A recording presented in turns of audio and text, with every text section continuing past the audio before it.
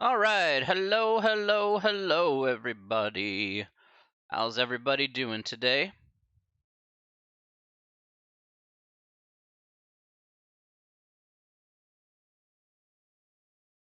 Hey, Gerda, how are you?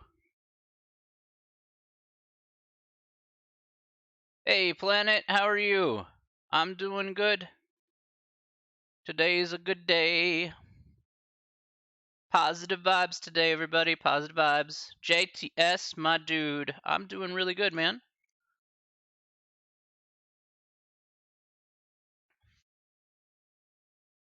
Super positive vibes today.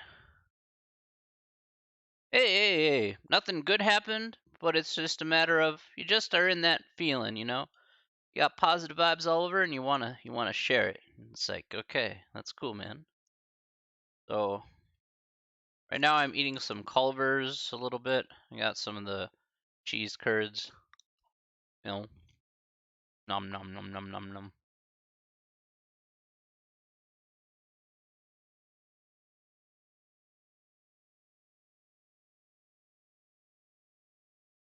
Them cheese curds, let me tell you, feels good, man.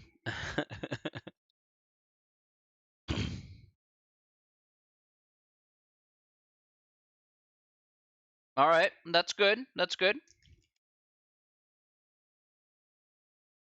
Yeah, try to get it done. Obviously you want to get it done. Um, Culver's is really good. Hey, Chase, how are you, my friend?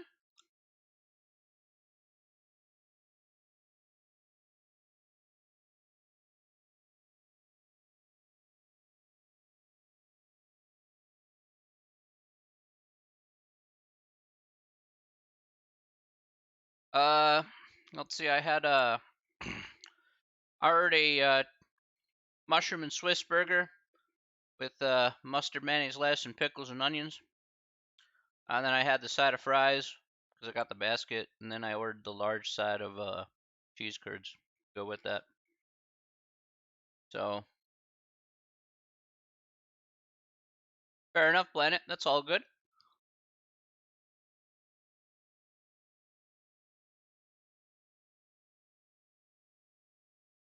Cheese curds are the best. Let me tell you. So good. Now, um, let's see here. I did.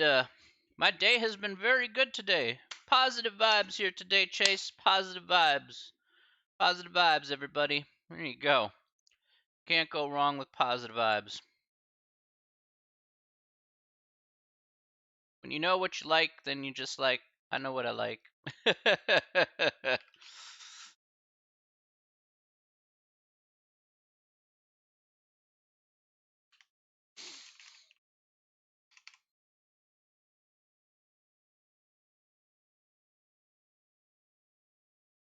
All right. Now there's actually a few things that we actually need to talk about here today. So I'm going to bring it up here on the screen and transition over. You don't have to see my big old face here on the screen because well, this face has a good representation of my amazingly inflated ego, but outside of that, it needs to be taken down like 10 notches, maybe. Let's go to the main screen here. Okay. All right. So here we are at the main screen of the Alex stuff. I made a last night actually. Last night I made a lot of changes in terms of like due dates and stuff like that for certain assignments and whatnot. So let me go ahead and show off here what that actually entails. Okay. So first and foremost here, um, let's talk about what we did last time. Last time we finished off chapter 6. Okay, so chapter 6 is effectively done. All right, so there's nothing else really in chapter 6 that we're going to be covering. All right, pretty much everything else is going to be in chapter 7. So just to give you a little bit of a heads up there, that's what's going to be happening here. Actually, check one thing though. Oh, yeah. I did that. Yeah. All right, let me put that on the screen there. All right, come back to that in a second. Okay. Right. You know what? I feel like I'm missing something. What am I missing? Oh yeah, I'm missing the intro. Of course, I gotta do the intro naturally. Let's do the intro. Yeah, I always gotta do the intro. Right. Okay, let's get started today. Welcome back to Thursday, end of the week time today. All right, so new wallpaper. No, my wallpaper rotates, so it just rotates like every 10, 15 minutes or something. So it's just all you do is just download a bunch of I downloaded a bunch of space-based wallpaper, and then I just put it on rotation, and then there you go. That's all you have to do. And I just have them running off both of my monitors. They have different wallpapers on each. So yeah.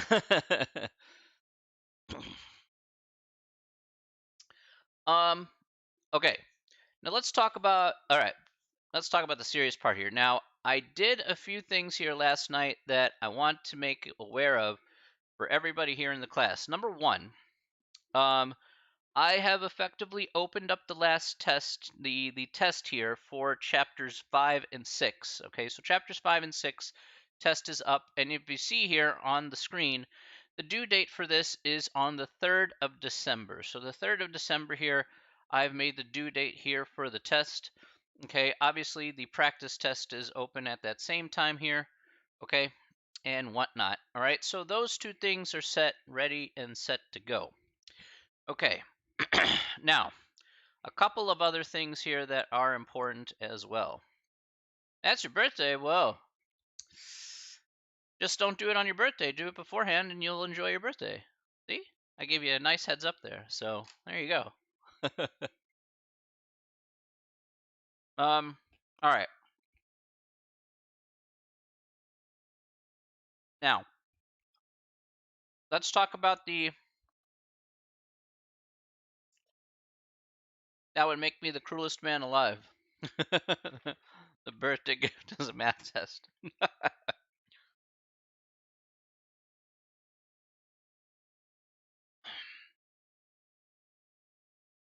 I mean, what's the best torture device? Just give a math test. um, okay. Let's talk about the homework here for chapter 7 as well, because of course the homework there for chapter 6 will be done on that same day. Chapter 7 homework will be open right away after that. Now, as you can see there, the homework is due on the 9th. It's like 5 days. I'm probably gonna, I'll probably just, open that up again. I don't really care about the days here, so if you guys want me to open that up early for chapter 7, I can do that. That's really not too much of a problem. It should be easy peasy lemon squeezy. And then, of course, there's going to be a test on chapter 7. Chapter 7 is going to be its own standalone test. All right, so anything from chapter 7 test, that'll be its own standalone test. That will be directly after where the chapter 6 test is due. So you'll have a chance to do that test right after the chapter 6 test is due. So as you can see here, that is on the 4th of December there, and you could take it like the next day there. So I suspect that we'll be done with chapter 7. Let's see. Yeah, so probably after Thanksgiving break. So probably by the 1st, we'll be done with chapter 7. So it'll be right around the corner. And it shouldn't take you too much time to do the chapter 7 test. There are only 8 questions on that test. So honestly, it shouldn't be super hard to do. I may just, just kind of flub the rules a little bit on that one. I may just modify it a bit, but in terms of the modification for the due date, there it is. Okay. Now, I also want to point out a couple of other things here. Yes, I did. I only said 8 questions. Yes, that is correct.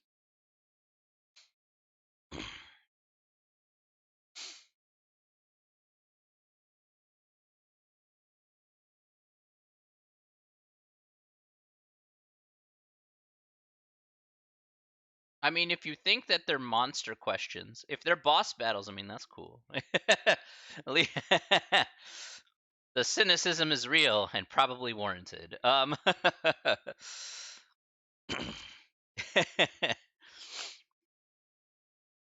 Okay, now I do have a couple other very important notes for everybody here in the class here today. First and foremost, you can see that there's one thing conspicuously absent, and that is chapter 8. Okay, so I took away the chapter 8 homework. So there is no chapter 8 homework anymore. That has been effectively deleted. All right, so goodbye, chapter 8. We're not doing chapter 8. Chapter 8 is donezo. All right, now I had to modify the final exam because we're not doing chapter 8. Okay. Um, Do you guys think that I would tell you something and in reality, I would go against what I said? I mean, come on now. You guys have known me for the whole semester, and this is how I get treated. Huh. Come on. It's not like every teacher's lied to you ever. Question mark? Yeah. Hmm. Lies, but okay.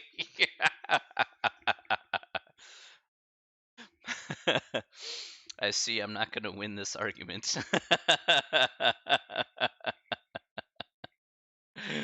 That's a bummer. Well, I tried, everybody. Have a great night.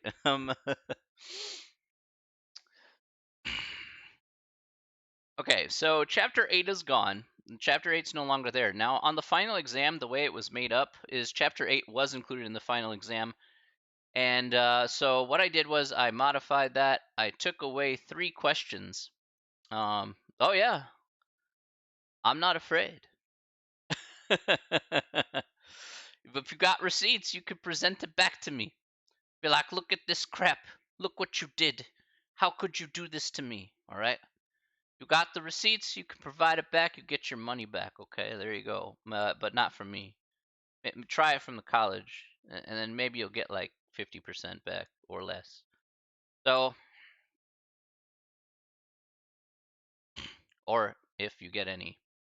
Probably at this point, probably not any. Anyway, yeah, you can show them that horse drawing there.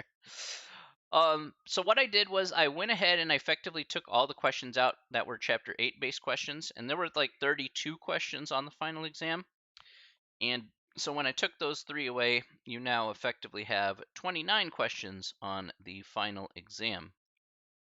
So 29 questions here is on the final exam, and again, that will you can open the final exam will be open on the 14th, so that's that finals week there, and then that'll be open all the way up to the 18th there. So it'll open that final week of classes. You can go ahead and take care of that. The final exam will be open on that day. I'll be sending reminders out, of course, today about everything for the next few tests. So this is kind of my way of just kind of talking about it. Um, so you know what to expect upcoming.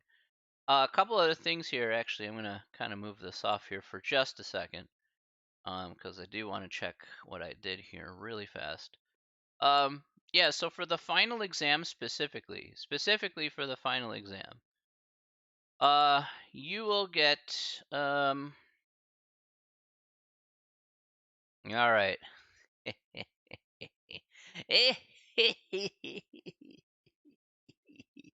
All right. Anyway, let's try this again. So you will get 6 hours to finish the final. All right. Let's talk about the attempts for the final exam. Currently, there are 3 attempts for the final exam. 3. Okay. Now, let's play a little game, everybody. Let me do the evil thing. Because, I'm just in that kind of mood. I gotta play the evil game. All right. So, Here's the game, ladies and gentlemen. All right, I will give one more retry. So that means you will have 4 attempts on this final exam. 4. Count it, 4 attempts on this final exam. And we're going to leave it up to random chance, okay? I'm going to leave it up to random chance. I'm going to pick a number between 1 and 100. You get one guess at exactly what that number is. But I will remove one number already from the pool, and that's the number 69. Nice. All right. So, because I know somebody's going to guess it because they want to be all on the edgelord trolling stuff, so I'll just eliminate that number. So you get 99 other chances, all right, to guess the number correctly. If you get the number exactly correct, you win the entire class one extra attempt at the final. Okay. So please be sure to pick carefully, and the way I'm going to randomly choose this is, let me see here. I know I can randomly choose a number. Let me just select here. I'm going to do a random number generator here. Okay, so even I don't know what I'm picking. Oh, I'll do a Google random number generator. All right, guys, get one shot.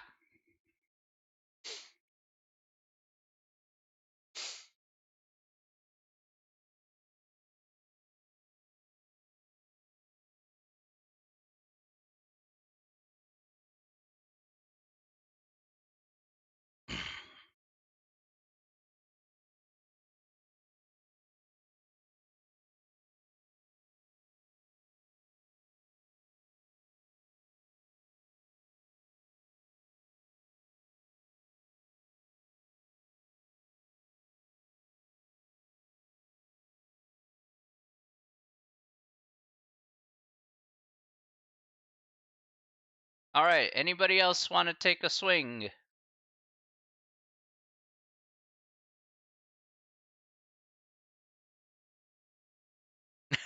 This would be a good time for a stream raid. What about the ones that aren't present? Well, then they don't get to guess because they decided not to. That's not my problem.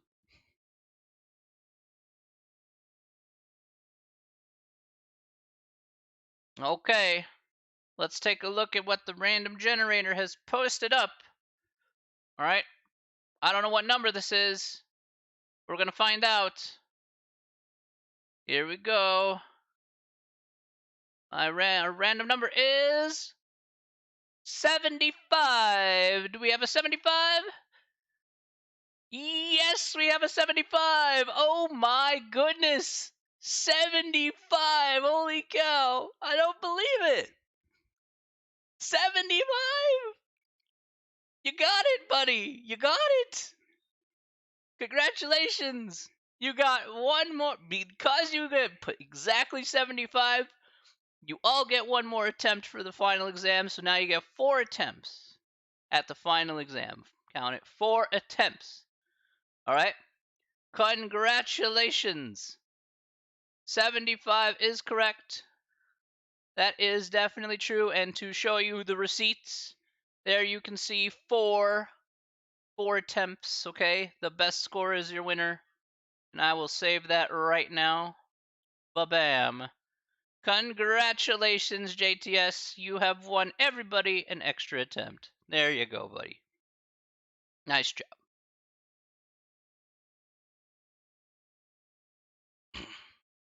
That is unbelievable. Simply unbelievable. Yes, that's right. Less of a 10% chance, and he got it.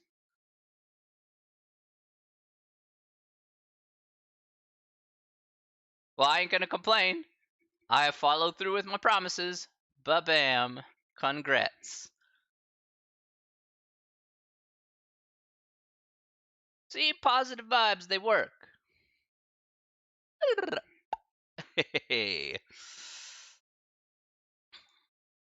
All right.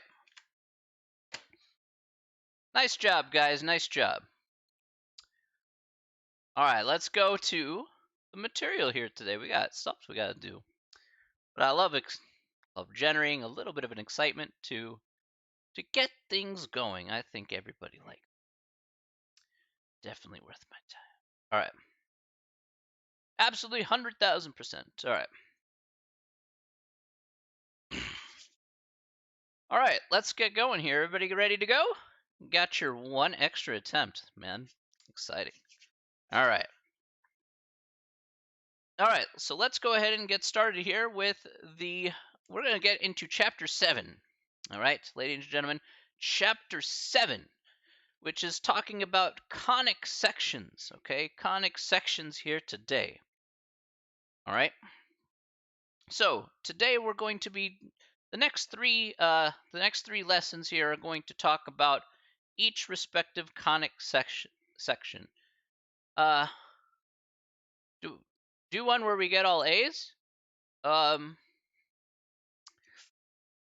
man, I can totally do that. Maybe after the semester's over. I mean, yeah, I could totally try that. It'll come back to me in about 3 months. And then we'll do one.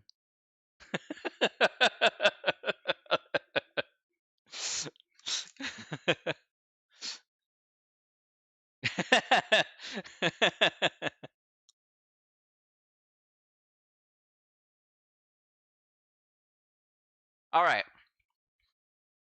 So, today we're going to be talking about ellipses, all right? So, let's talk about ellipses here. Now, first and foremost here, what is an ellipses? What is it going to look like in general? Well, an ellipses in general, if we just paint on a tool here, fairly simple, it looks like an oval. Okay, so if we just look at a simple shape here, it's not the greatest shape, but here, maybe like a circle, but yeah, kind of like this. Here's one type of ellipse here, or again, here's another type of ellipse here. Again, a kind of a more elongated one here.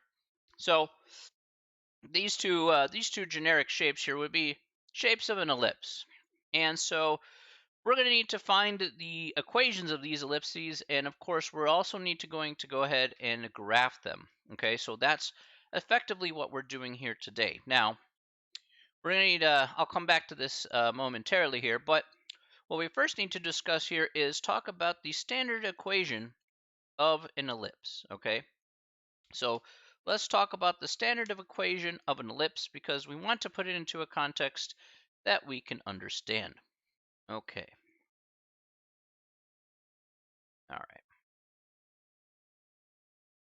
So there's going to be two standard equations of the ellipses. So we're gonna have to. This is gonna be. This is one of those things that's actually really, really long to do. So not really long in terms of understanding, but long to write out, sort of deal. Okay. Gotta be a little extra careful about that. And we'll have to go ahead and talk about what each of the letters mean and everything like that. So.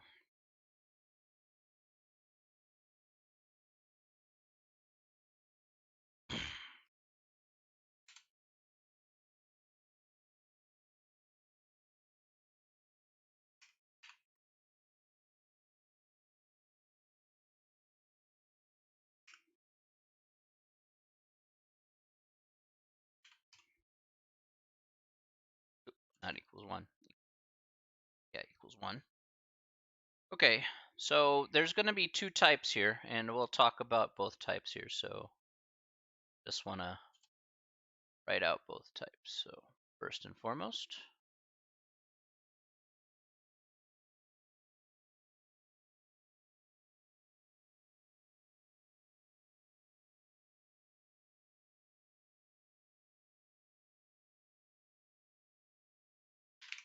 okay.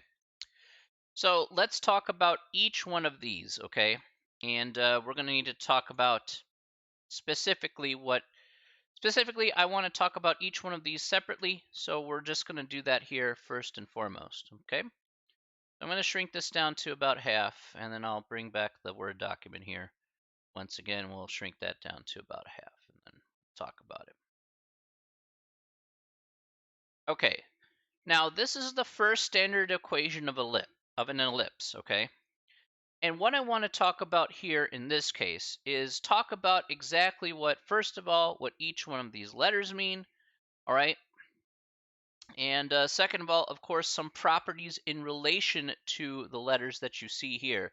Because the subsequent questions that you see here talk about foci and talk about graphing ellipses and finding equations of ellipses. So to understand how we can kind of get to that point, we're going to need to know some generic knowledge here before we can go ahead and move forward. All right. So this is kind of like the big crux here is number one is talking about these standard equations and what it actually means. Now, if you take a look back at our picture here of our ellipses, like ellipses look like this, like ovals, right? They look like ovals of some variety. Now, there are a few things that we will have to get to know in regards to these ellipses. Number one, ellipses are kind of like elongated circles. So with circles, we have a center of that circle. And so for an ellipse, we have a center for that ellipse, okay? So in this case here, if we take a look here at our overall thing here, our center here that we are going to have is going to be of the form h comma k. So that h that you see there next to x and that k that you see there next to y, again, h comma k, that's going to be the center of our ellipse, okay? I want you to be careful about this part here, by the way. Let's put a note here. Note, remember that H and K are opposites, are opposite of what is written. Okay? So you notice this is X minus H and Y minus K. So you need to be careful here. H and K will be opposite. They won't be exactly the numbers that you put down there. So if it's like X minus 5, for example, well then your H is 5, not minus 5. Okay? Common mistake I see quite often with these. All right. All right. Now, there are a few more things that we need to talk about here. All right. The second thing that we need to talk about here is we need to talk about A and B. Those are the other two letters that you see here in the standard equation. Now let's talk about one of the big keys here in both of these equations that you see here on screen. Okay, so we have the first one there, but here's one of the most important parts here is that A, no matter which equation that you have, so whether it be this first type of equation or the second type of equation, A is always bigger than B. Okay, A is always bigger than B. This will always be true for ellipses. A will always be bigger than B. Now, I call that a key here. Now, why is that? Because for us to determine the next part here, we need to know where A is underneath. Take a look here. A, you can think of it this way, and this is probably the easiest way to kind of think about it. A is underneath the x when in this first generic equation here, because that's underneath x minus h quantity squared. In the second equation, A and B are reversed. Okay, everything stayed the same except for A and B. They went in reverse positions. A here is now underneath the y minus k squared term. Okay, well that plays a big role into interpreting what this first equation is talking about at the very least, and even the second equation too. All right, and that will come down to what we call a major axis. Now there's only two axes that we're going to be focusing on, and that's the x-axis and the y-axis. But the major axis here is going to be the x-axis. Okay, and that's because A is underneath the x. Okay. Oh, actually, I want to put that in parentheses.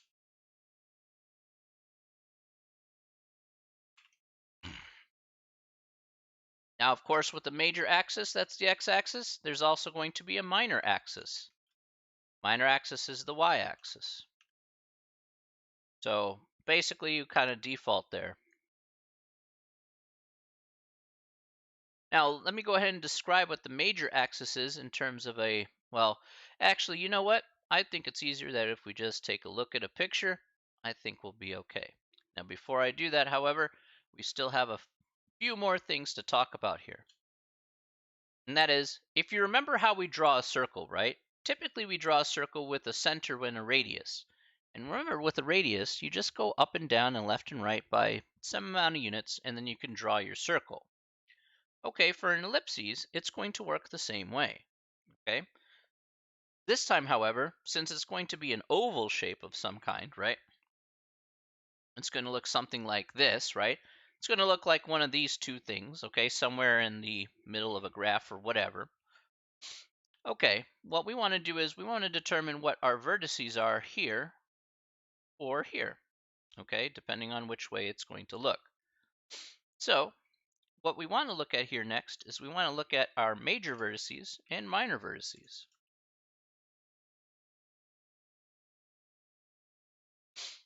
Okay, so first of all, what are our major vertices? Well, our major vertices are all dependent on what the two things. The major vertices are dependent on, first of all, our center, H and K, and second of all, what our A and our major axis is going to be. So since A determines our major axis, A does play another important role. If we have our major vertices, we're going to take our center, which is H, wherever that is, and we're going to do H minus A, comma K, so that coordinate, and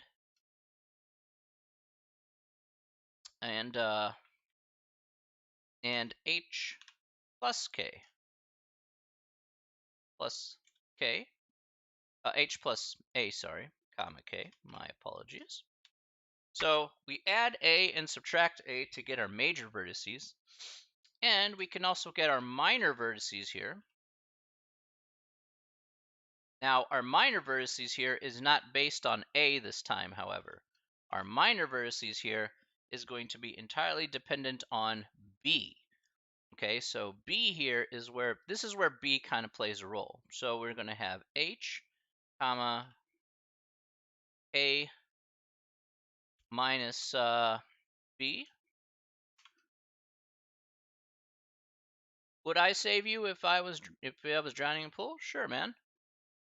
It's because I'm so fat. I make a great flotation device. Okay, so yeah, I could automatically save you. I'm the best life preserver that you know.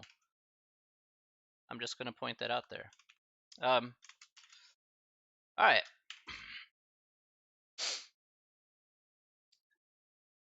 All right, moving on. We got H comma K plus B. There we go. All right, good stuff. Uh,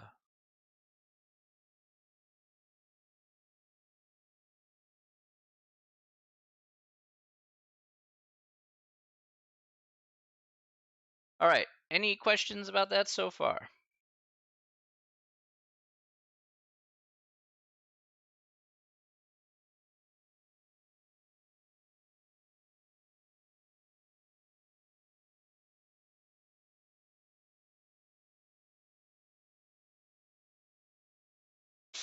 All right.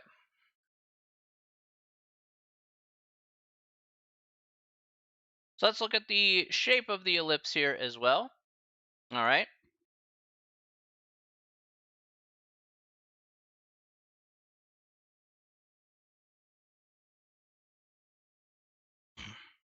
So what's the shape of the ellipse here?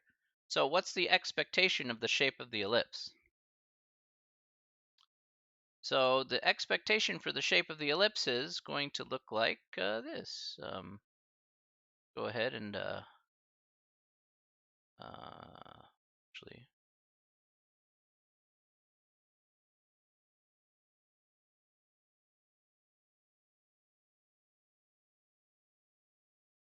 there's our general shape of the ellipse here. Do I not know how to swim? Of course I know how to swim. Really, really slowly. But I can swim. But here's the thing, right? You know, my upper body strength ain't that great. So I'm like, well, I kind of have two choices, right? Here's my two choices. Hello, I can. So here are my two choices, Chase. Either A, I make an effort to save somebody who's drowning, which I'll make the effort there. And if I grab them and stuff, and then all I have to do is I don't need to like bicycle kick. All I need to do is like lay back flat on my back and just float in the pool, and then they could just grab onto my belly, and then there you go. And then all they have to do is paddle themselves over to shore, and then or paddle themselves to the edge of the pool, and then there you go. You got yourself a winner. See? The least amount of effort or the maximum amount of gain.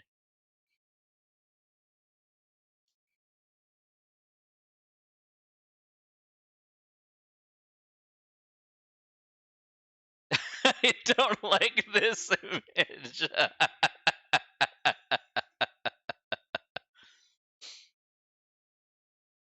Everyone has a fear. That's true. I have fears too. But at some point, if if you got to do the right thing. That means if you has to overcome your fear, you overcome your fear. So be it. If it requires you to do something you don't like, then but if it means doing the right thing, I'll do it. Because eventually, yeah, you could fail. You could fail, and it would suck. But failing is also part of learning as well. So can't expect to be successful everywhere, everything you do. That's just not possible.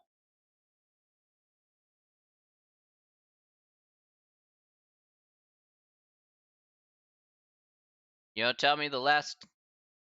It's like tell me the last time you've met a perfect person, and your answer should be, "I've never met a perfect person."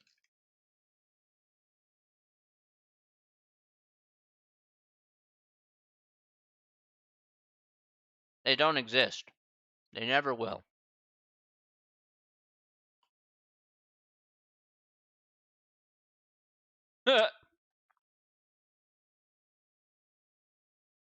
Have you ever seen me drowning? Just mind your business. Aww. I was just like, oh, that would feel bad. No, I'd have to jump in and save you. That's fine.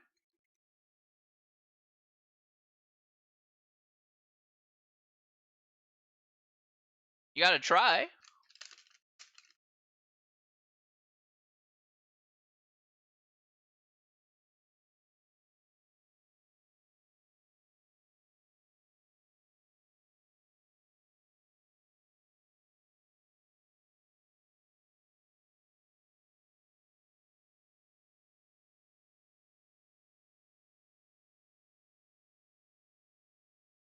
Thing is, you won't see me drowning in a pool, so you'll just see me go, nah. Let me just spread out my arms a little bit, float on the ocean a little bit.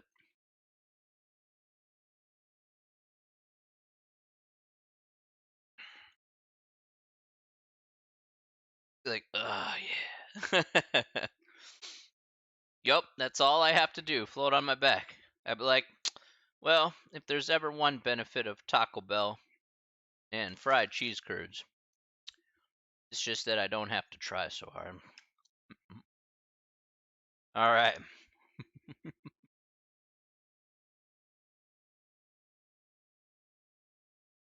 All right. So let's go ahead and that's the first standard equation of an ellipse. I'm so sorry. I'm so sorry. My point is that yeah, I'm supposed to make you hungry. That's just the only point I'm supposed to make. Yeah, you're right, Gerda. All right. You ain't wrong, Gerda. You ain't wrong. All right. Let's keep going here. Okay, next. Next, we have the other type of an ellipse. Eventually, I'm going to get through one example today. We have the other type of an ellipse. So, I'm going to kind of section this off here. But we're gonna talk about properties here for the other one. This is with a underneath the y instead of it being the a underneath the x. All right. So let's go over each one here really carefully. Okay.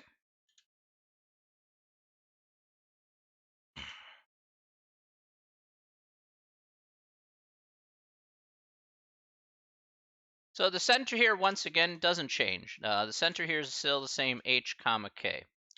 All right, so that part there, no problem, just like it was before in the previous one, easy peasy.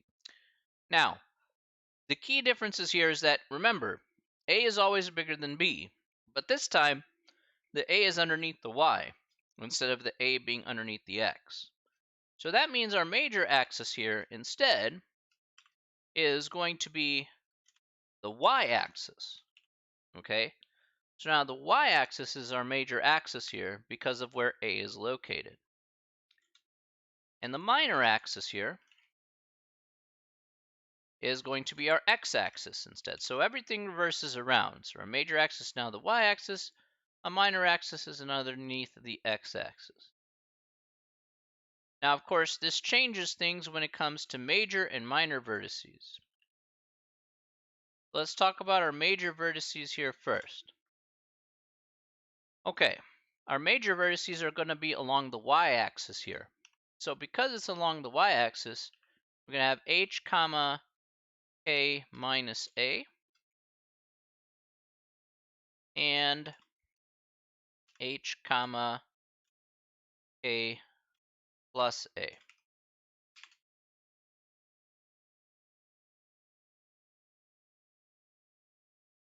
Because our minor vertices are on the x-axis, we're going to work with b, so we have h minus b comma k and h plus b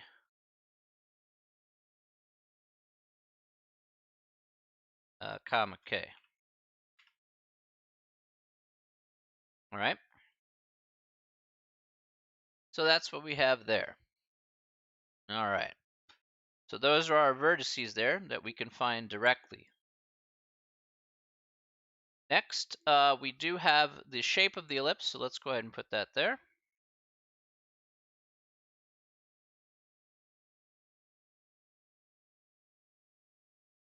So what's the shape of the ellipse? Well, let's go back to our picture here.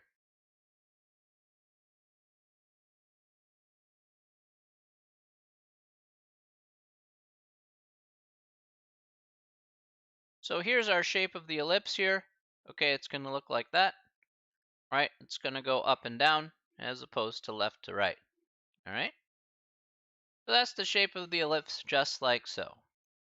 So just make note, this is what, I hope you have this written down here.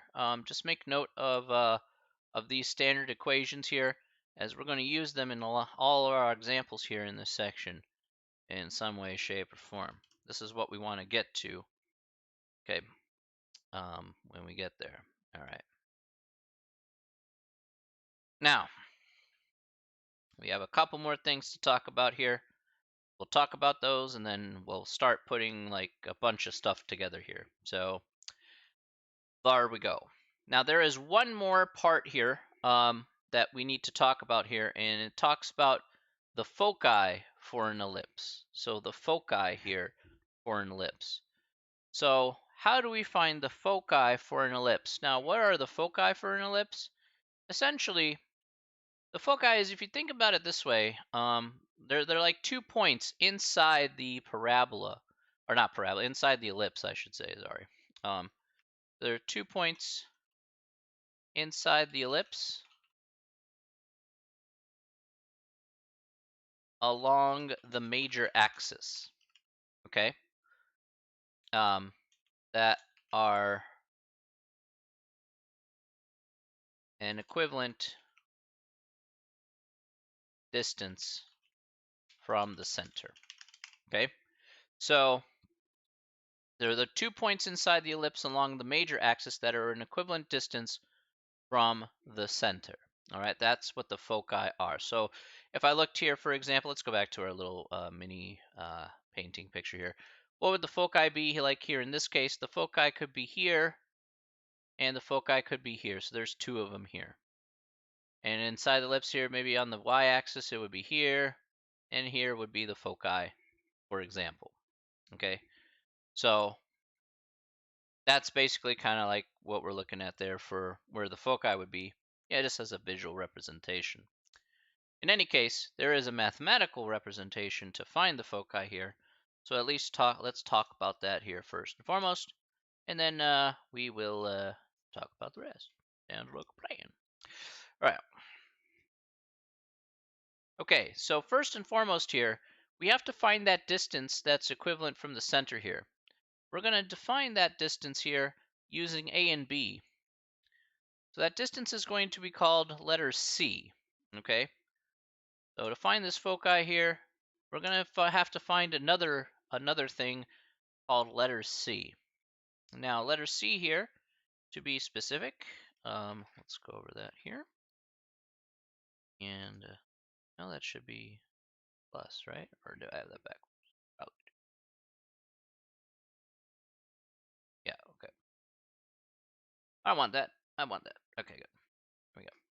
So if I'm going to find C here, C is going to equal the square root of A squared minus B squared. Do all ellipses have foci? Yes. They will because of the way we're going to set up how we find those foci here. So here, like for example, we're given a distance C. So, and this is our distance C that we need to find. So first, find the distance C. Let me put that at 16.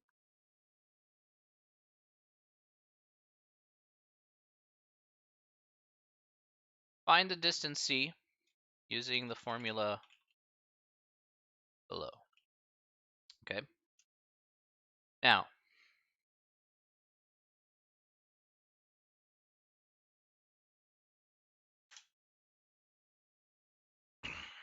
so what is this distance C that we're talking about here? What will those points be to talk about where the foci are located? Well, this is going to be the distance from the center to where exactly that foci is located. But again, it's dependent on one very important thing, and that is they're located along the major axis. Okay, so we need to know where the major axis is specifically before we actually find the foci. So there's going to be two cases here in this instance. Okay, so again, if we have an major axis, if we have an x, let's go with that. Let's say the x-axis is the major axis.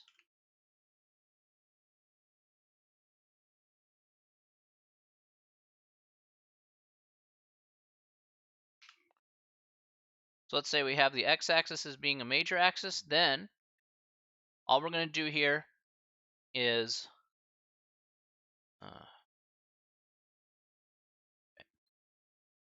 so our foci are going to be h minus c comma k and h plus c comma k. Okay, so that's if the x-axis is the major axis. And if we have the y-axis as the major axis,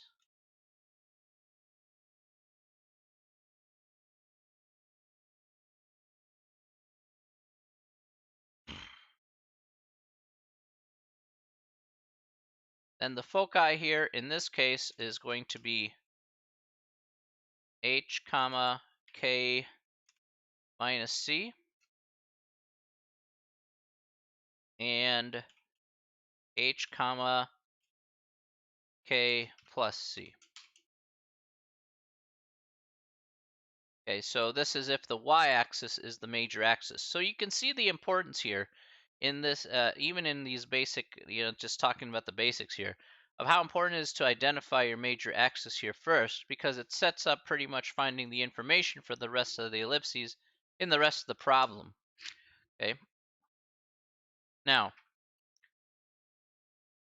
having said that, let's take a good look here at several examples of how to graph ellipses, okay?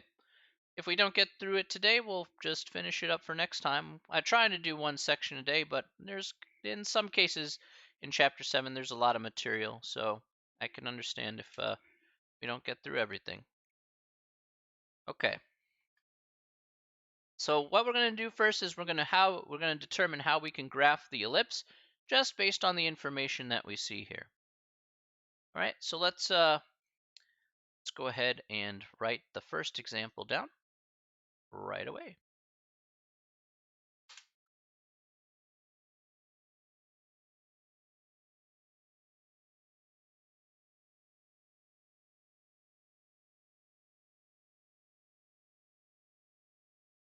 No.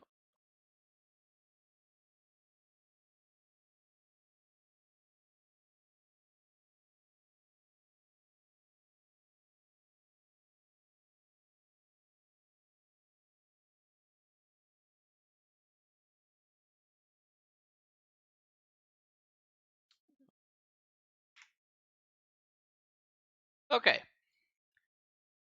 so let's take a good look here at this problem. All right, we want to be able to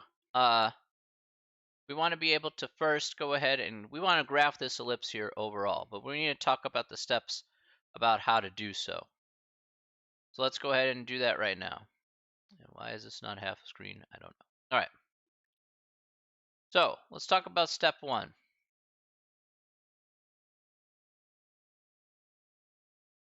Step 1. If we're going to graph these ellipses, the first thing that we want to do is rewrite the problem in terms of the standard equation of an ellipse. Then I'll move into step 2 right away. Step 2 is to identify A and B.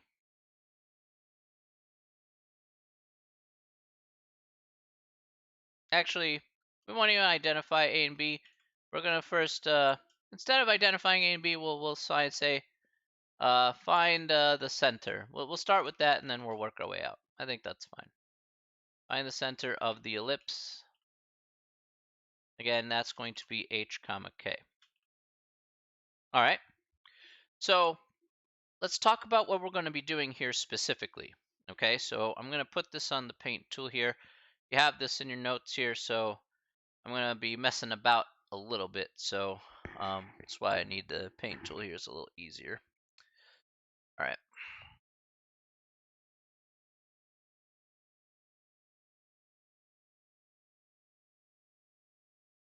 Okay.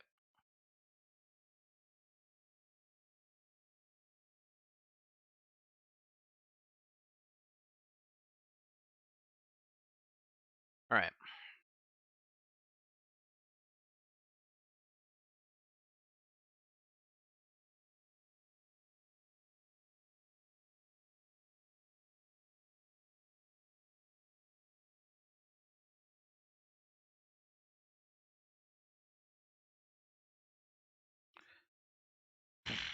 Okay.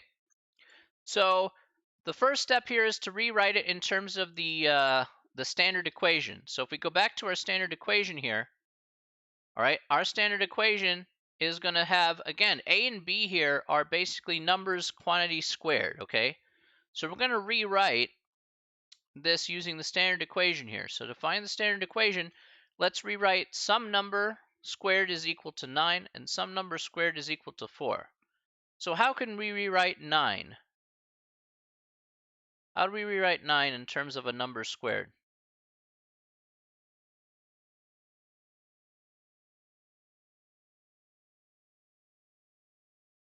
What number squared is equal to 9? There we go. 3 squared. So I got that first part there. X minus 2 quantity squared over 3 squared. Okay? So far, so good. How about 4?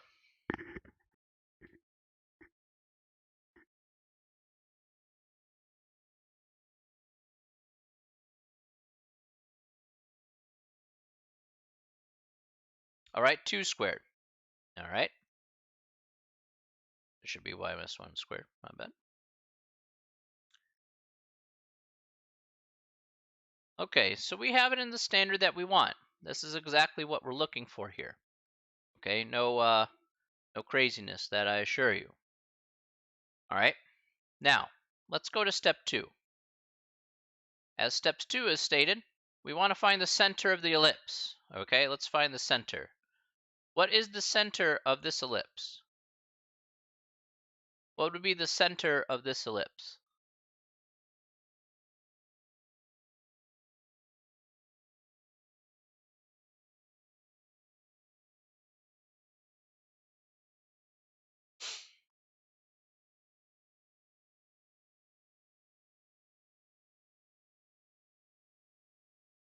What's the center of this ellipse here?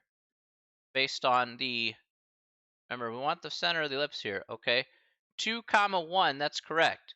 So h here is 2, and k here is 1. Remember, they're the opposites of what you see here in this ellipse. So we're going to have 2, 1. Are there any questions about that so far? Again, I'm just going over this really slow, so again, just want to be sure everybody's on the same page when it comes to understanding these conic sections.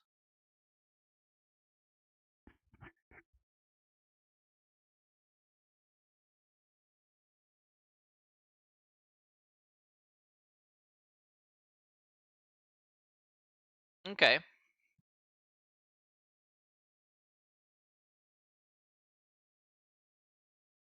All right. Let's talk about step number 3 here. All right. So what do we do after we identify the center? All right. What you'll need to do next is state A and B. You'll need to state what A and B is. Okay. So let's do that next.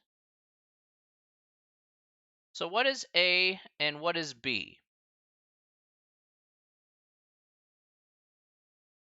What are A and what are B? I don't know what A is and what is B. I don't know.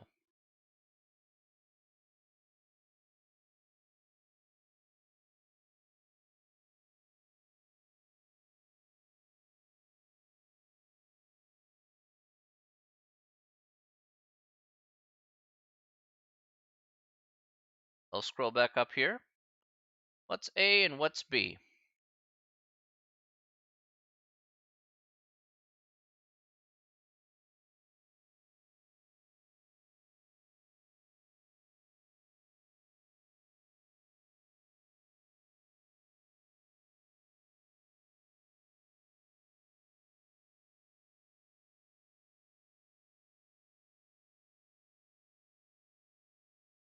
Okay, so it's 3 squared, 2 squared. Not exactly, though. Take a look at how I wrote this planet. I agree that's what we should rewrite it to. That's why we did that. But it's a quantity squared. So just take the number that you're squaring. Don't include the squared part.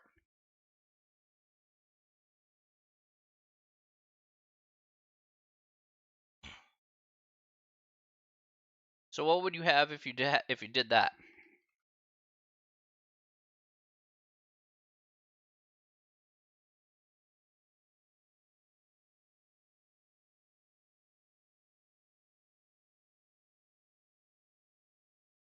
What would A and B be here? Again, take away the squared part here, guys. All right? All right, ladies and gentlemen. I'm going to wait until I get the correct answer here for A and B. So, correct. I just want those coefficients, or those numbers. That's correct, in the parentheses. 3 and 2 is correct. That's why I rewrote it with the parentheses there, because then I can easily identify what A and B are here in this case.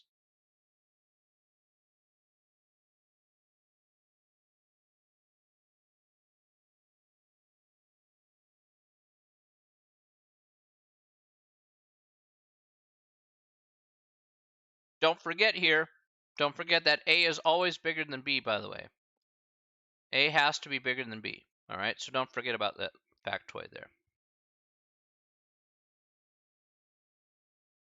I know it seems like I'm going hard on that, but again, the most common mistakes I see on these problems typically revolve around identifying A and B and then basically cascading into a big mess later on. So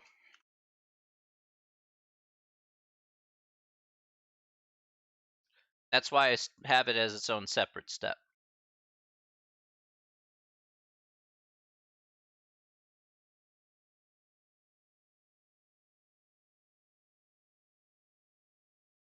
Let's just do that. That's fine. Okay. Let's go to step 4. State the major axis. What's the major axis? What's the minor axis? Let's state the major and minor axes.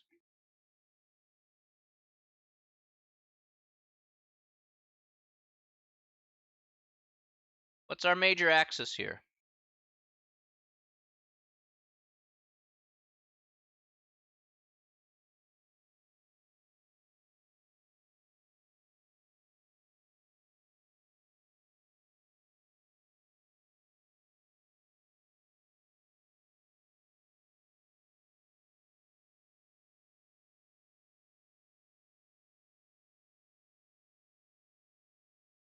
Okay, X. Good.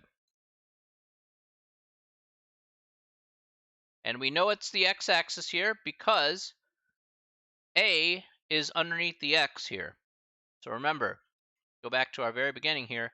A is underneath x, which means our major axis here has to be the x-axis. Okay, so wherever the bigger number is, look at what letters is underneath, and that's going to be your major axis at the end of the day. Okay, of course, by default here, goes without saying, but we'll state it here because it helps in some regards. The minor axis here will be the y-axis. All right, so that's step 4. Let's move to step 5. Step 5. Find the major and minor vertices. Okay, we're going to find the major and minor vertices. All right.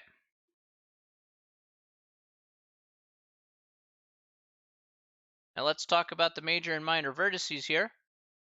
Since we're underneath this first case, let's take a look on these equations here. We're going to use, again, A and B to find our major and minor vertices. Though remember, we do have to start here from the center. Okay? So let's take a good look here at this particular example.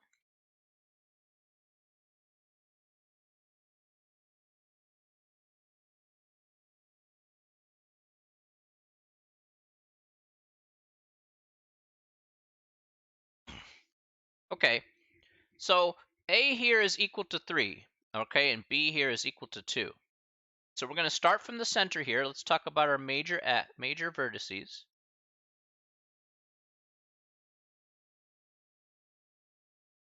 So we're going to have, again, our 2 major vertices here. Since it's the x-axis, we're going to start with the x-coordinate. We're going to have 3, we're going to have, oops, not 3. My apologies. Do that. We're going to have 2, that's the start of our center here, minus 3, comma 1. And we also have 2 plus 3, comma 1. So if we do both of those out, we're going to get negative 1, comma 1. And we'll also get 5, comma 1.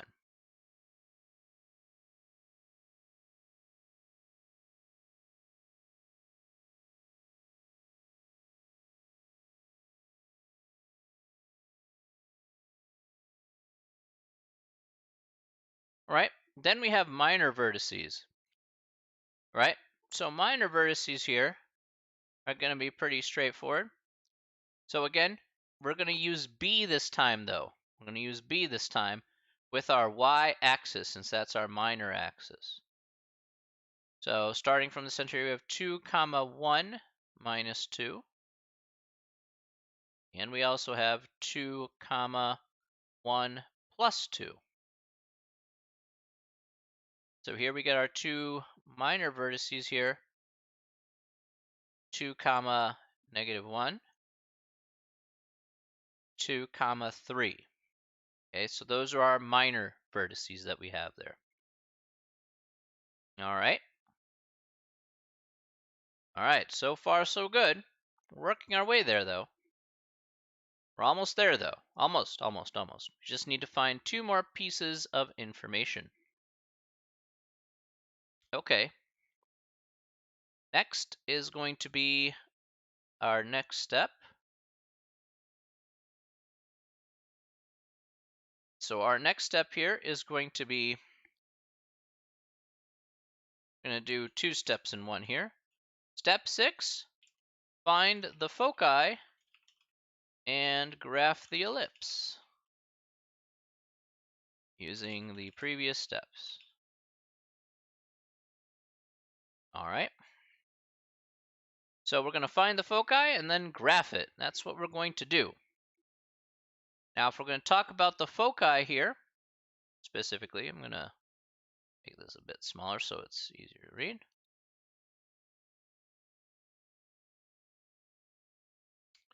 So to find our foci here, remember we talked about it. We said c, we have to find the c here is equal to the square root of a squared minus b squared. Okay, so here in step 6, we're going to find a c here, which is equal to the square root of 3 squared minus 2 squared.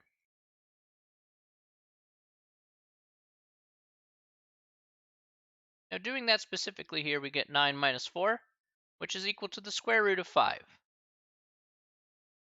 Okay, so c can easily be a square root. That could certainly happen. Okay, no problem there. All right. Now the real question is basically, okay, well, what do we do with the square root of 5? What are the foci? What are those points? Remember that our major axis here, according to the problem, is going to be the x-axis. Okay, and so because it's the x-axis here specifically, we're going to add and subtract on the x-coordinate starting from the center. So our foci here is going to be 2 minus the square root of 5, comma 1, and 2 plus the square root of 5, comma 1. So there are our 2 foci for our ellipse.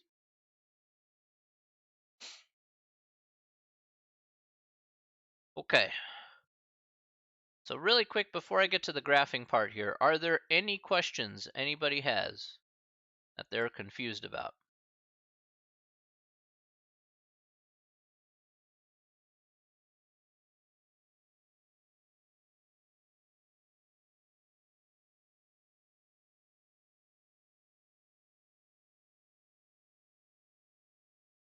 So let me know if you do.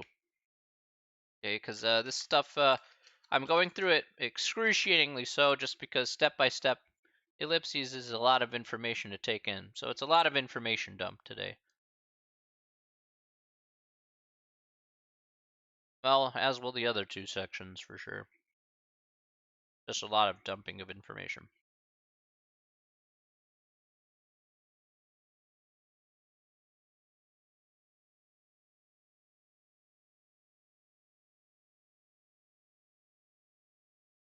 Okay. Simple plug and chug? Well, now it's a plug and chug. Wish it was simple. That'd make my life easy.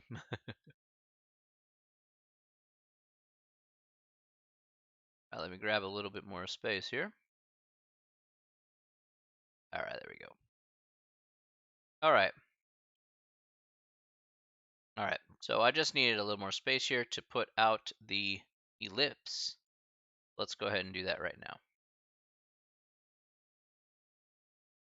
now. Yeah, some foci are just going to have square roots in them.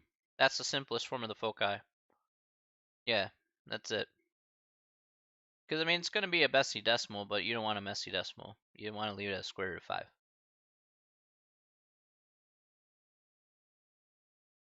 Messy decimals are terrible to work with, especially when you have to graph it. So you're going to just kind of like, rough guesstimate where they are.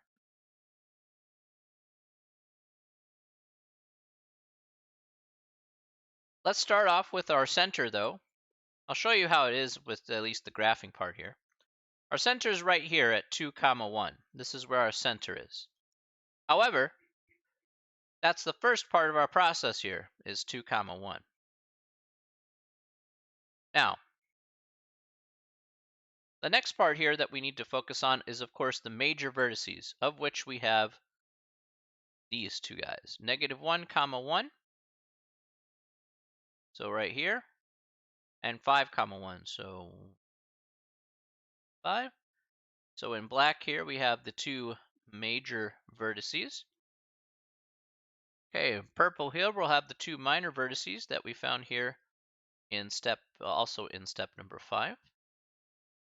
So we have 2, -1, and 2, 3 here. Okay. Now we're going to go ahead and kind of connect the dots here. Okay, so I'll put that in orange, just connecting all these vertices here together.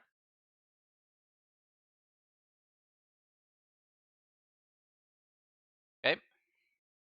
And now we can go ahead and put in the foci as well. So if you want to figure out the approximation of 2 minus square root of 5, just do that on a calculator, of course.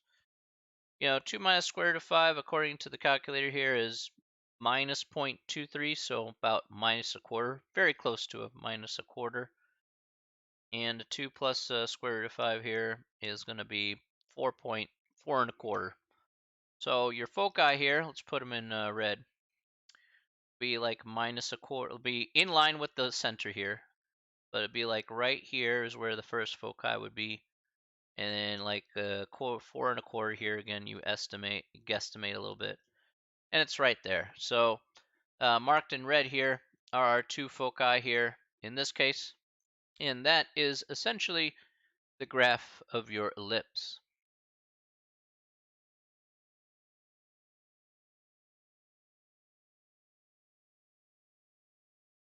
Any questions about that?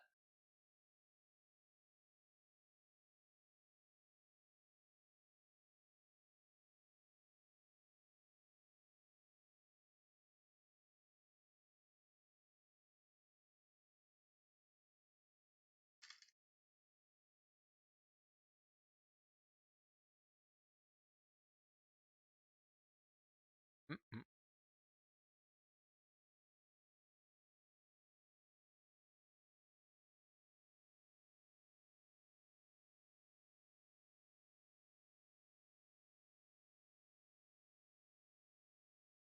Okay, next, let's go ahead and do another example. All right. So we're going to take it apart piece by piece. This time, though, you're going to help me with putting these pieces together. All right. Go ahead and boop that out of existence. All right. All right. Next example here. Which one do I do here?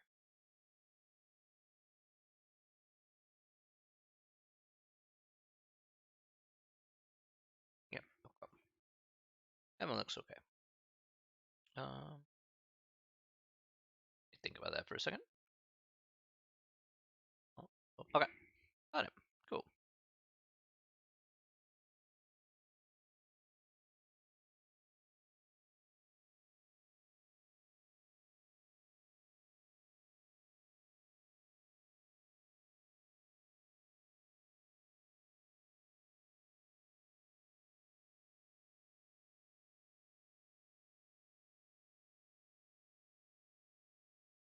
All right. Let's look at this example here. We have 4 times the quantity x plus 3 squared plus y plus 2 squared equals 16. Okay, so this is our equation of what we're given here, first and foremost. Okay, now this one here has one little trick to it because this is not written in standard form just yet. Let's go back to standard form. Okay, let's go back to the standard form here. So I'm going to leave this up on screen. I'll just do that. So let's go back to our standard form here. What do you think we need to do here first if we're going to put it into standard form?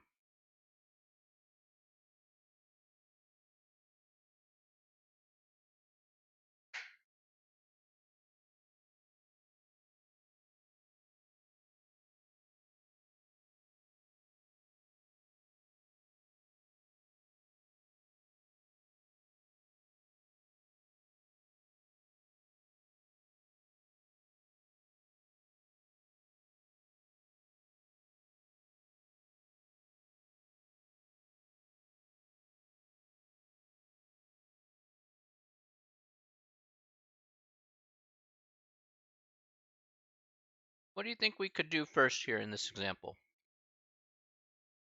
This one here is a bit tricky to start with. Can't get A and B yet. We need to get A and B eventually. We're not there just yet. We need to do one thing first. If you take a look at the standard equation of ellipse, there's something that's required that you don't see here just yet. A and B will come, but we have to do one thing before we get to A and B. Ooh, that's close. That's close, Gerda. Not quite.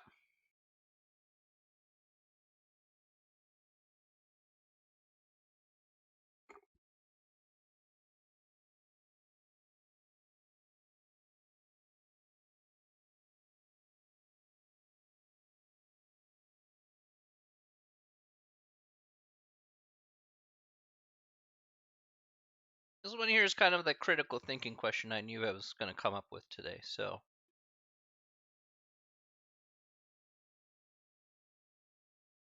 That's okay if you're not sure. If you're not sure, that's fine. Look at this carefully here, though. Look at this carefully here. We don't want to expand anything. That'd be a bad idea. What does it have? What is the equation of a standard equation have to equal?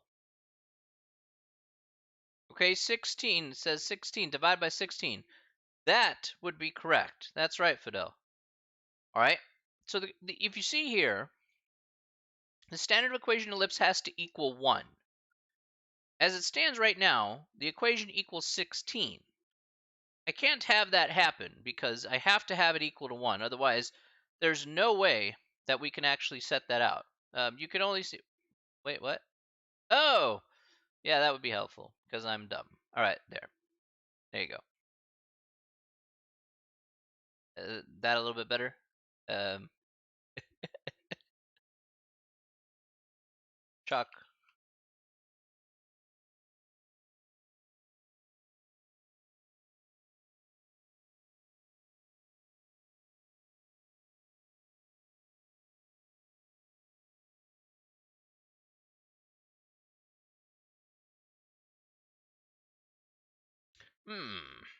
Not sure. But we're going to go ahead and divide by 16 here. And we're going to divide, of course, everything by 16.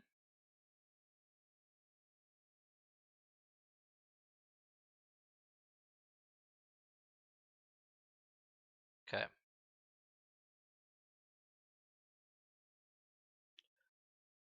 So, what we're going to get here is we're going to get 4 over 16.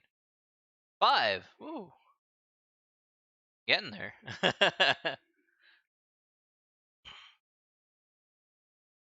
So, next here we got x plus 3 quantity squared. Again, 4 over 16 reduces to 4. Plus y plus 2 quantity squared.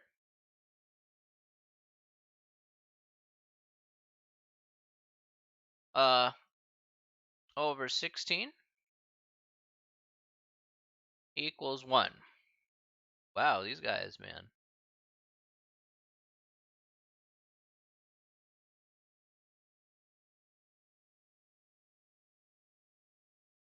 If the bots keep coming, I'm going to keep banning. Yeah, they apparently they want me to spend money to buy followers. You know, man, I want to be Instagram famous. Oh, man. I'll go get me a Instagram girlfriend. Then they'll take all the pictures of me all the time. You know, we'll reverse roles there. I'll be like, oh man, look at me wearing the same shirt and brushing my teeth. My goodness.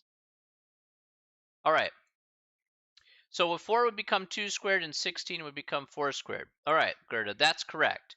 So essentially, once we got it down to this position here, so let's let me go ahead and at least state one thing here that does need to be put out here, is that the big key here is to first divide by 16.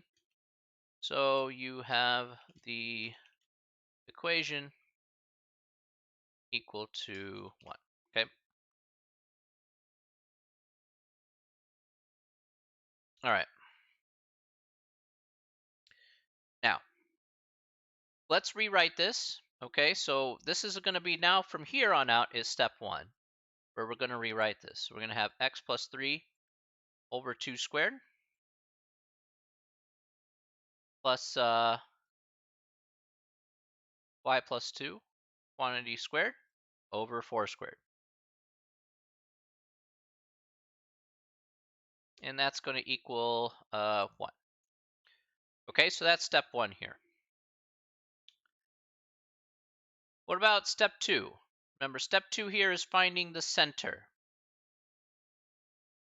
We want to find the center of this ellipse. What's the center of this ellipse?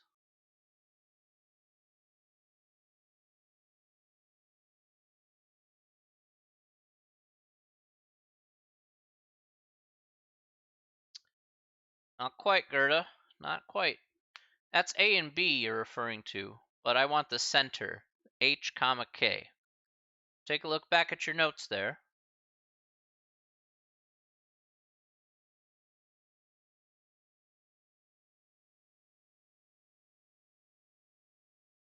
-3 and -2 is correct. Very good. That is correct.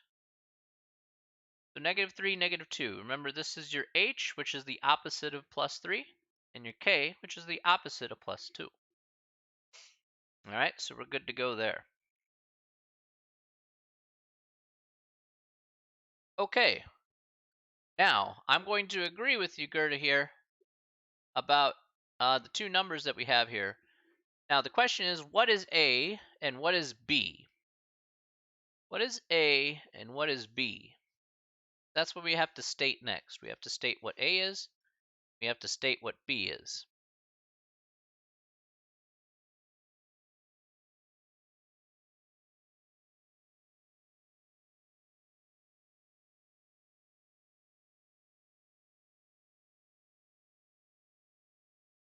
Okay, that's close. Not quite.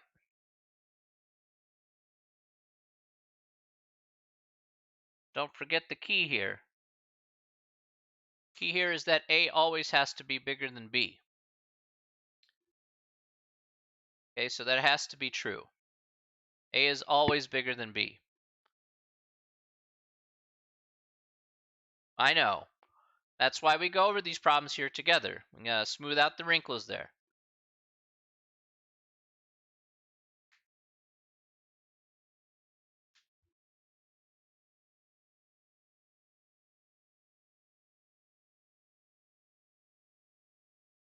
That's right. So flip it around here, and we get A is equal to 4, and B is equal to 2. So we know, again, A has to be the bigger of the two numbers, right? Yeah, exactly. Exactly, Fidel. So again, A has to be bigger than the two numbers. So A has to be bigger than the number here. That was 4, all right? Because again, 4 squared was equal to 16 when we rewrote the problem. And of course, the smaller number here is 2, so that's going to have to be our B. Okay. Back to our steps here. Let's state the major and minor axes. Okay, so let's state the major and minor axes here. What's the major axis here?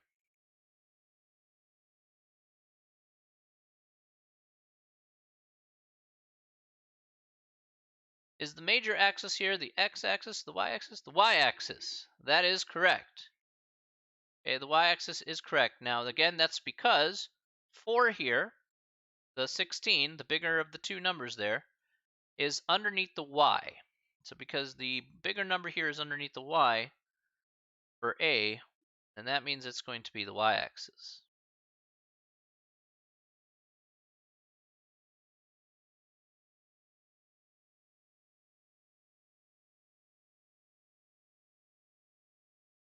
So we have our minor axis here has to be our x-axis, of course.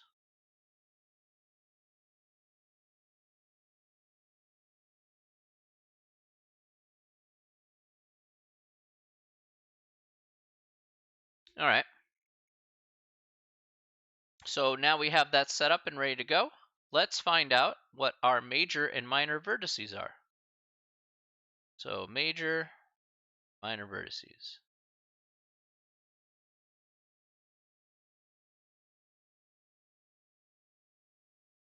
Let's first start off with our major vertices here. Again, we're going to start off with our center here of -3, -2. We have an A here that's equal to 4.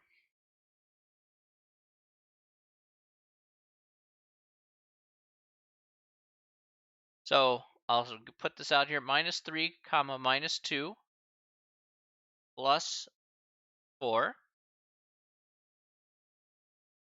And then we get -3, -2, -4. Okay. So we just added 4 and subtracted 4 from the y-coordinate since our major axis is the y-axis.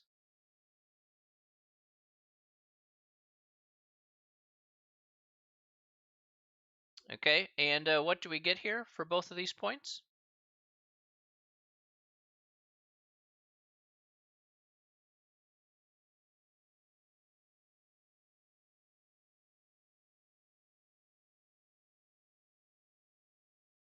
Okay, that's perfectly fine.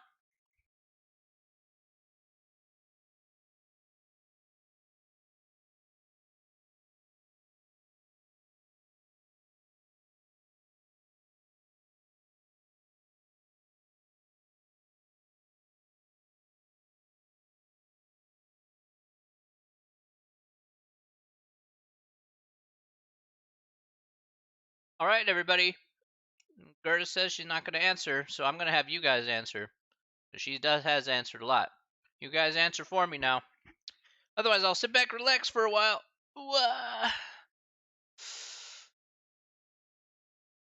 I know today's a little tough because it's a lot of information, but got to do it.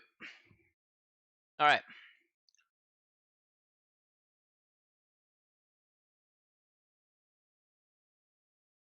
Gerda's a boy, lol. Fair enough. I gotta remember. I think the European thing. Sorry, maybe. I don't see you behind the camera, so it's like I just kind of go off of what I think is true. So my bad. I'll take that on the chin for that one.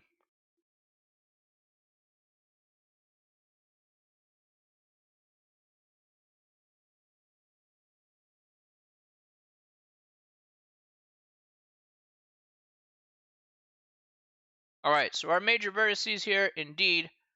I do apologize, by the way. Um, so major vertices here are going to be -3, 2, and -3, -6. All right.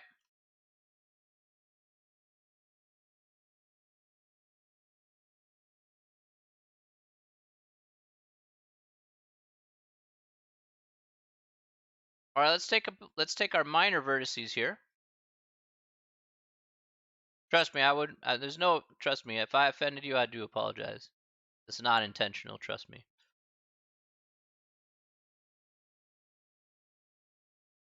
Face to face, it'd be really easy, but face to uh, face to monitor is kind of tough. So, like I had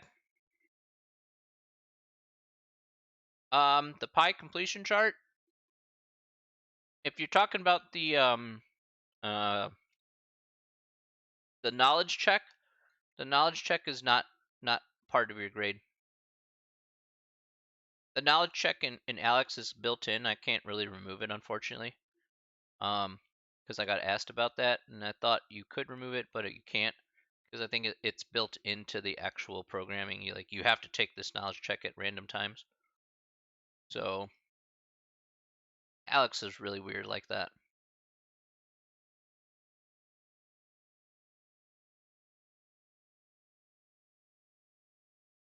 I don't really like the knowledge check stuff because I'd rather have you focus on the material at hand.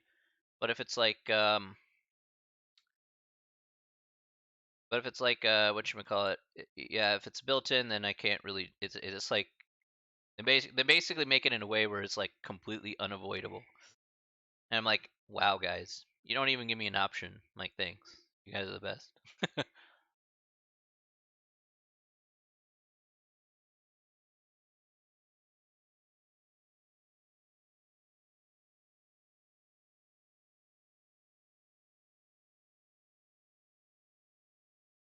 That's the one part I really miss about my math lab. It's like, oh, it's easy for me to like modify due dates and everything, and then here he's like, give you this extra stuff, and I'm like, that's so annoying.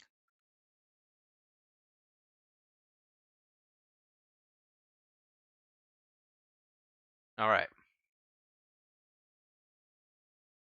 Can anybody tell me here? We're gonna start here from our center. Our center is again -3, comma -2. What are our minor vertices? What are our minor vertices according to this problem?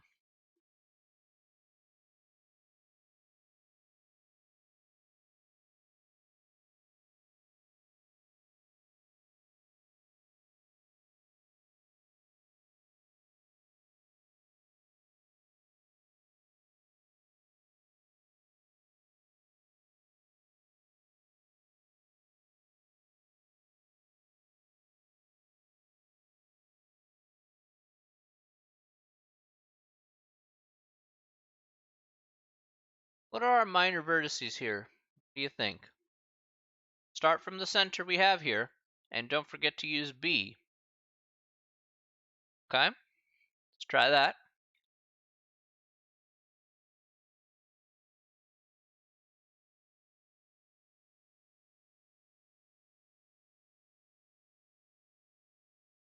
So we're going to start here at -3. That's our minor axis is the x-axis, okay? So we're going to have a -3, -3 plus 2. Oh, it'd be helpful if I have that.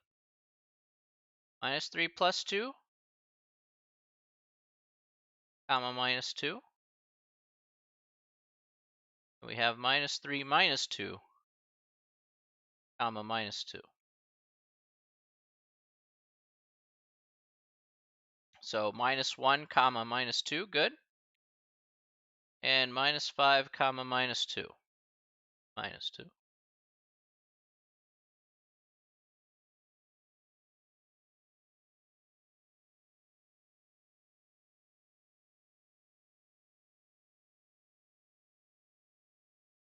All right, so there are major and minor vertices.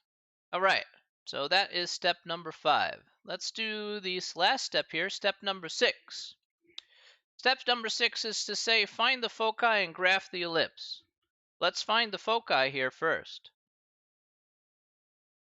Okay, so remember that we're going to have here 4 squared, c is equal to 4 squared minus 2 squared. So here we're going to get 16 minus 4, which equals the square root of 12. Now, in this case here, the homework here will probably want you to simplify it down, the square root of 12, but simplifying it down to say this is equal to 2 square root of 3, okay? Again, if you're not sure how I got 2 square root of 3, by the way, as a friendly reminder, this is like the square root of 4 times the square root of 3. So you can split it up as 4 times 3, which is 12. And then this is where we get, say, the 2 square root of 3 from in that case. Okay, so just to kind of showcase, hey, this is how I got this answer here for um, the distance for the foci here. That's how we went about doing that. So just letting you know where that exactly came from.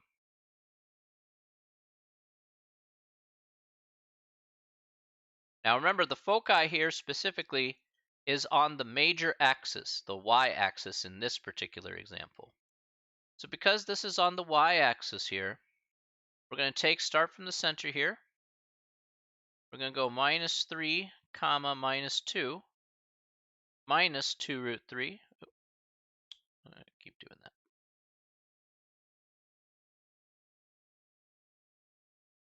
And then we also have minus 3, comma, minus 2 plus 2 root 3. All right. So those are going to be our foci here for this problem. Now, we have all the pieces in place here to find the graph here of the ellipse. So let's go ahead and put that together, and then we'll get our final result that we're looking for here after all this time. Well, let me go ahead and erase some of this here. Erase just this first part here. I need this. I just need this space here.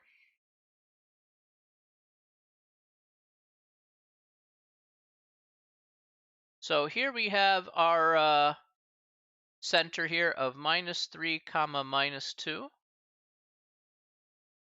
So this is our center here. Now we're going to use that, and we'll find our major vertices here, minus 3, comma, 2, and minus 3, comma, 6. So minus 3, comma, 2, which is up here. Minus 3, comma, minus 6. So 5, 6. Okay, so here's our other major vertice right here. Our minor vertices is minus 1, comma, minus 1, comma, minus 2. All right, so minus 1, comma, minus 2, which is right here. And minus 5, comma, minus 2, which is right here. We'll connect the dots a little bit. So here's the basic outline of our ellipse, just like so.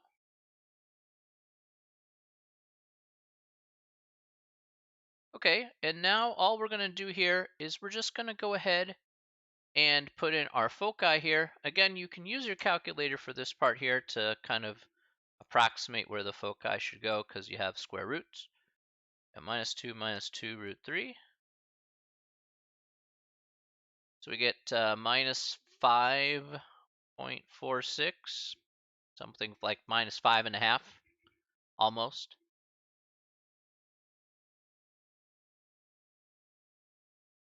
Oops.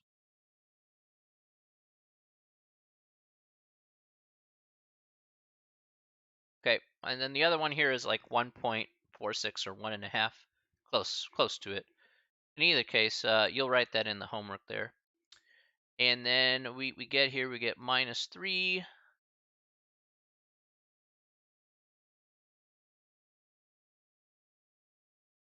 Yeah, minus 3 here, sorry, minus 3, comma, minus 5.5. Oops, I didn't want to put it there. I'm going to have it like 1, 2, 3, 6, so I'll put that in red.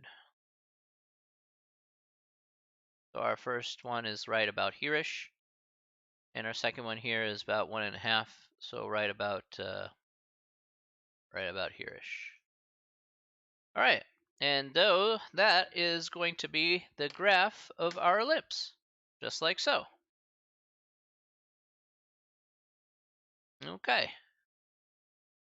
Any questions so far about ellipses?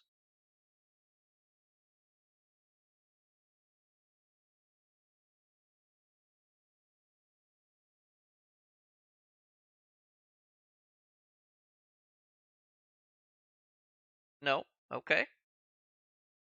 No. Minus no. Okay. So what we're going to be doing here for next time, that's going to end off here for today. We're going to continue with section 7.1 here because there's a few more examples that we have to go over to find equations of ellipses, which is going to set us up here to find, say, other equations of other conic sections here in chapter 7. So we're going to definitely go ahead and move forward with that. So we still have a little bit more of the handout to go. So we're not quite done just yet, but these are the first two examples that we have to go over. So again, you'll reference your notes here from this time, and we'll be doing that stuff here next Tuesday. Okay, so Tuesday there is going to be again doing the hopefully finishing off section 7.1 and doing a little bit of 7.2. Okay. Don't forget here, remember that we will not meet next Thursday due to Thanksgiving holiday. All right, so we'll only meet the one time next week, all right, which is Tuesday. All right. Okay, everybody, that's as much time as we got here for today. I want to thank everybody for coming out here to the stream once again. All right, hopefully everybody learned a little bit of something here for today. Hopefully it wasn't so bad. Hopefully it was pretty chill. All right. All right. Cool. Okay. So everybody, have yourself a very wonderful weekend. All right. Remember, get your stomachs ready. Hopefully, you'll have some turkey with the fam. All right. And be able to enjoy some cranberry sauce and some mashed potatoes and gravy. Just kind of thinking about that does make me hungry. I'm hoping making you hungry by the time this is over. So, mm, mm, tastes like victory. Tastes like victory. Nom nom nom. Indeed. All right. All right, everybody. Have yourself a wonderful night. All right. Stay safe. Stay safe. Stay healthy and stay sane. All right.